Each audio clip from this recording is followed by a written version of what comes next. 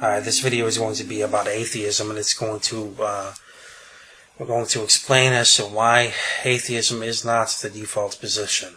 Ah, yes, of course. The theist telling us, atheists, why we have the burden of proof and we are not the default position. Because that speaks logic and new argument. Greetings there and welcome people of YouTube. This is Essence of Thought here, of course, doing a video response to True Empiricism on his video, Atheism is not the default position. Atheists believe and their burden of proof. It should be T-H-E-I-R, not T-H-E-R-E. Just a little critique there. So yes, anyway, let's begin.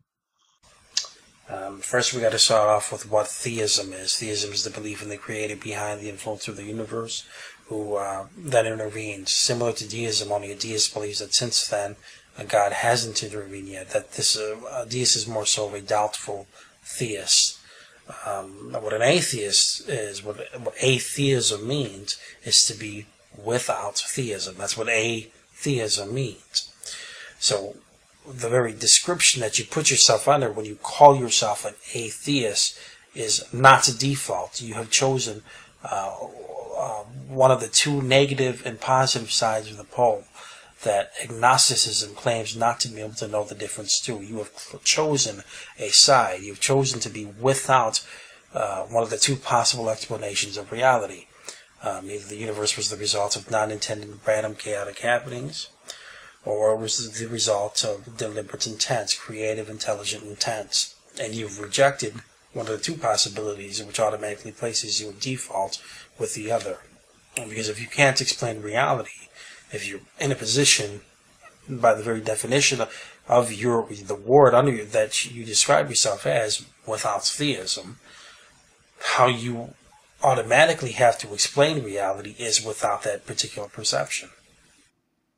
Of course, you're making reference to the Greek atheos, meaning without God. You see, that's a beautiful thing with language. It can really get fucked up, and it is highly subjective to the society it comes from. You see, though atheism is the default position, atheos comes from a time and a culture where being a non-believer was not common. Therefore, atheos was defined as the vice versa of theos. Now, to look at this further, you could look at other words used. For example, non-believer, person who lacks the belief in God. That's what it is. It's just changed its meaning gradually over time. Once atheos meant to include several other things, like people with monotheistic religions even, in some cases, so the meaning has changed quite a bit.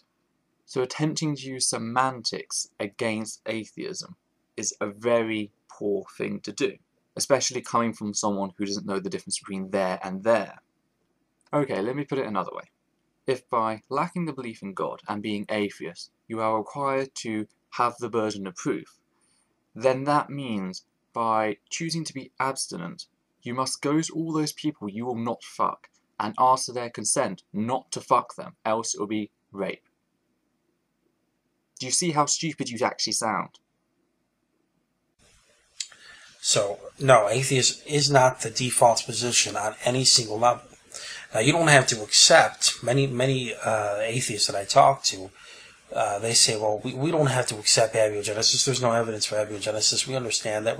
We don't have to accept that. We don't have to accept RNA world studies. All we have to do is say, well, I don't know. Well, you can say I don't know under your particular perception, because the truth is that you don't know.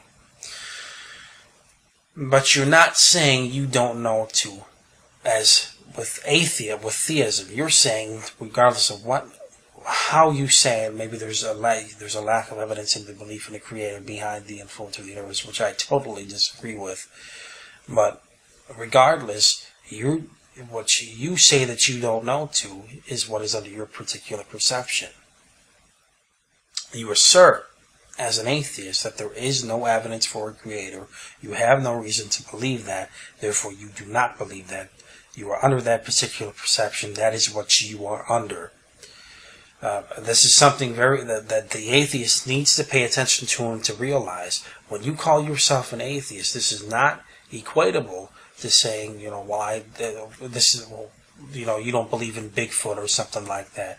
No, This is dealing with a root explanation of reality. Not believing in Bigfoot is whatever.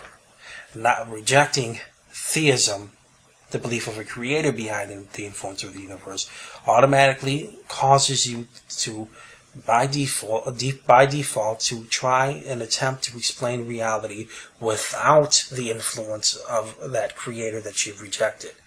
This is dealing with a root explanation that automatically places you into a sort of a doctrine, which actually a doctrine is actually one of the definitions found of atheism in almost every dictionary. A doctrine is basically a belief system, and this fits perfectly inside of the category of atheism, and this is why there's probably one of these definitions of atheism, because how you explain reality, starting at the beginning of the universe, all the way to everything in between, from the fine-tuning of the universe till now, to explaining life, how you would explain reality is that without theism. You have to try to explain reality and search things as to try to justify these things to be the result of non-intended random events. Now sadly, as much as you cry about it, it can be compared to Bigfoot. It can also be compared to the flying spaghetti monster, the juju under the mountain. There is no difference between them. And the reason for this is we have the scientific method. Now let me explain this to you, because even though you have empiricism in your name, you clearly know jack shit about actual science. So let me explain how science goes forth. We have something known as the null hypothesis. What is the null hypothesis? The null hypothesis is the very statement you are attempting to falsify through your test, through your evidence. Now when it comes to the existence of something, there can only be one null hypothesis. You see, when it comes to the existence of something, you cannot disprove it exists. Therefore you can only prove it exists. Therefore only one of these two statements is falsifiable, and that is that something does not exist. Therefore, the null hypothesis, the default position for science, for philosophy, and for the logical mind, is that God, Bigfoot, the flying spaghetti monster, the juju under the mountain, does not exist. And it will be that way until evidence and study comes forth to falsify this null hypothesis, in which the null hypothesis will change as science does so. And another thing, when you bring forward the creation, or the beginning of existence, Occam's razor dictates that you cannot insert God, for you are adding unnecessary items to the equation. Occam's razor forbids that, so you are not philosophically sound. I would suggest you go check out my video on the Occam's cosmological argument, which goes into detail on how this is absolute bullshit. And lastly, on your mention of fine-tuning, the very fact that the universe had to be fine-tuned to these specific quantities means that your God is not all-powerful. He could not make things the way he wished. He could only make them restricted by the universe. Therefore, that begs the question as to whether he's really all-powerful or not, if he even exists. Which is the exact same thing that we see in the double standard of science, all the way from the singularity of the universe, all the way till the fine-tuning of the universe, till the start of life, which is there's basically no evidence justifying non-intended random chaotic happenings to be the result of these things, like such as life, or the almost everything in between. Ah yes, abiogenesis. I really do love this topic as it's so easy to refute. I would suggest you go and look at a video on TED Talks, which is called The Line Between Life and Non-Life, in which they managed to get simple chemicals to form a protocell, which moves, seeks out resources, consumes resources, and even replicates itself differently each time, just slightly. But again, this is evidence that life can come from non-life.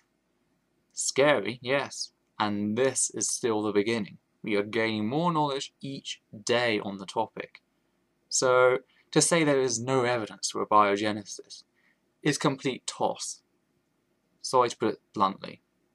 But atheism is under the doctrine, the definition, the category of a doctrine, a belief system. It is not the default position. It is chosen one of the two negative, chosen the negative side of the pole of exactly what agnosticism claims not to be able to know the difference to. So it is not default. It is a position chosen. Oh, how ignorance must be bliss on how feverishly you theists hold on to it. Atheism is not abiogenesis nor evolution. So, no, there is no belief system to atheism. Atheism is by definition the lack of belief. So to call it a belief system is pure morality of the third kind. So yes, I have watched, weighed, measured your video, and conceded that it's found wanting in so many different aspects, both linguistic and scientific. So really, your name is false advertising. Just think about it. This is Essence of 4, hoping you've all enjoyed this video. Take care. Out.